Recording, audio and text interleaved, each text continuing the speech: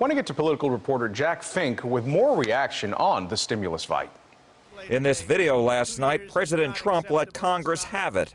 Congress found plenty of money for foreign countries, lobbyists, and special interests while sending the bare minimum to the American people who need it. He said instead of the $600 direct payments to individuals making up to $75,000 and $1,200 payments to couples making up to $150,000, Congress should give individuals $2,000 and couples $4,000. Orlando Salazar, vice chair of the Republican National Hispanic Assembly, agrees. That bill needed to be blasted. It did nothing really to help the American people. Allison Campolo, a Democrat who's president of Tarrant Together, a voter registration organization, said she would also like to see Americans get more money.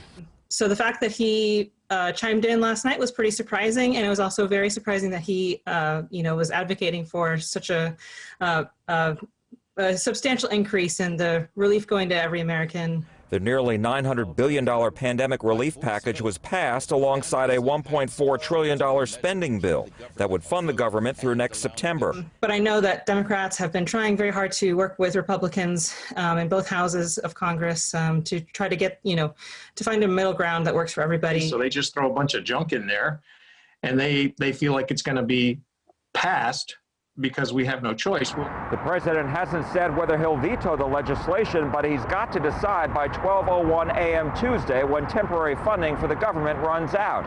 If he does, Congress would then have to decide whether to override the veto, or the president could let the bill die. Jack Fink, CBS 11 News.